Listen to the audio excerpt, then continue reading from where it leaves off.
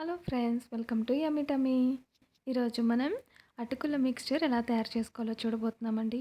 చాలా ఈజీగా ఉంటుంది, చాలా చాలా టేస్టీగా ఉంటుంది.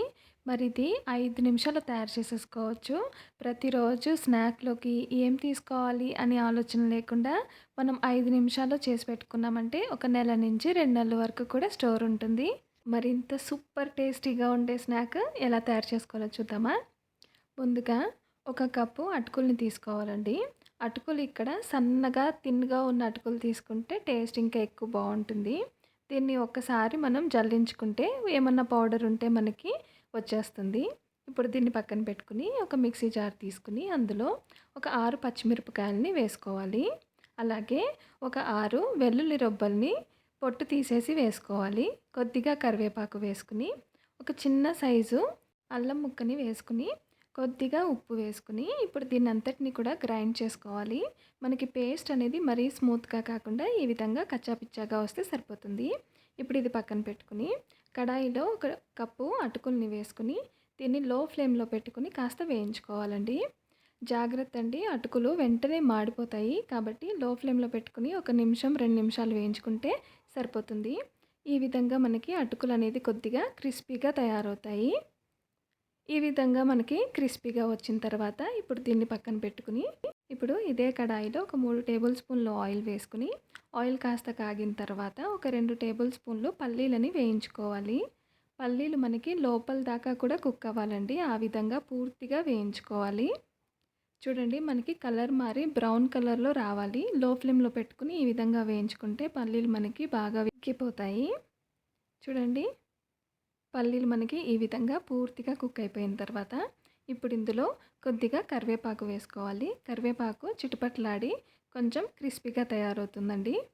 ఇప్పుడు మనం ఇందులో గ్రైండ్ చేసి పెట్టుకున్న పేస్ట్ని యాడ్ చేసేసుకోవాలి. ఇప్పుడు ఇదంతా లో ఫ్లేమ్లో పెట్టుకుని కాస్త కుక్ చేసుకోవాలి. ఈ పేస్ట్ అనేది ఈ మిక్స్చర్కి చాలా ఇంపార్టెంట్ అండి. అప్పుడే మంచి టేస్ట్ వస్తుంది. ఇప్పుడు ఇందులో ఒక 3/4 టేబుల్ స్పూను పసుపు యాడ్ చేసుకుని ఒకసారి కలుపుకున్నాక ఇప్పుడు ఇందులో ఒక టేబుల్ స్పూను పుట్నాల పప్పుని యాడ్ చేసుకోవాలండి. అదేవిధంగా జీడిపప్పు ముక్కల్ని కూడా ఒక టేబుల్ స్పూన్ యాడ్ చేసుకుని దీన్ని అంతటిని కూడా ఒకసారి కుక్ చేసుకోవాలి. మనకి ఎక్కువ టైం తీసుకోదండి. ఇప్పుడు ఇందులో ఒక టేబుల్ స్పూన్ ధనియాల పౌడరు, ఒక 1/2 టేబుల్ స్పూను జీరా పౌడరు వేసుకుని కారం ఒక 1/2 టేబుల్ స్పూన్ వేసుకోవాలండి. కావాల్సి వస్తే కొద్దిగా తగ్గించుకోవచ్చు స్పైసీ తక్కువ కావాలనుకుంటే. అలాగే ఉప్పు రుచికి సరిపడినంత. అటుకుల్లో ఉప్పు కొంచెం తక్కువ పడుతుంది కాబట్టి చూసుకుని వేసుకోండి. ఇప్పుడు స్టవ్ ఆఫ్ చేసేసుకుని దీన్ని పక్కన పెట్టేసుకుని మనం రోస్ట్ చేసి పెట్టుకున్న అటుకుల్ని ఇందులో యాడ్ చేసుకోవాలి. మనకి స్టవ్ ఆఫ్ చేసిన తర్వాతే అటుకులు యాడ్ చేసుకోవాలండి. ఆల్రెడీ కొంచెం వేడి ఉంటుంది కాబట్టి ఆ వేడితోటే మనం కలిపేసుకుంటే అటుకులు అనేది బాగా కలిసిపోతాయి. మనం కలుపుకునేటప్పుడు చాలా జెంటిల్గా కలుపుకోవాలండి. సాఫ్ట్గా కలుపుకోవాలి. అప్పుడు మనకి అటుకులు ముక్కలుగా అవ్వకుండా ఉంటుంది. చూడండి, చాలా సాఫ్ట్గా ఈ విధంగా చేత్తో అయినా సరే కలిపేసుకుంటే మనకి పూర్తిగా ఆ పేస్ట్ అటుకుల్లో బాగా పట్టేస్తుందండి. ఆ గోరువెచ్చని వేడితనం సరిపోతుంది అటుకులకి. చాలా చాలా టేస్టీగా ఉంటుందండి. మీకు అస్సలు టైం తీసుకోదు, ఎక్కువ పదార్థాలు కూడా అవసరం లేదు కదా. చూడండి, మంచి క్రిస్పీ అయిన స్నాక్ మనకి చాలా ఈజీగా తయారైపోయింది.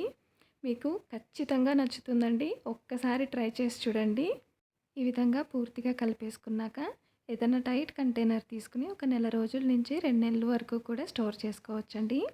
చాలా టేస్టీగా ఉంటుంది. పిల్లలు కూడా బాగా ఇష్టపడతారు. ప్రతిరోజు స్నాక్ కొద్ది కొద్దిగా తీసుకుని ఎంజాయ్ చేయొచ్చు. మంచి టేస్ట్ వస్తుంది. మరి ఇది మీరు కూడా ట్రై చేసి మీకు ఎలా కుదిరింది అనేది మర్చిపోకుండా కమెంట్ బాక్స్లో కమెంట్ చేసి చెప్పండి. వీడియో నచ్చినట్టయితే కనుక లైక్ చేసి సబ్స్క్రైబ్ చేయండి.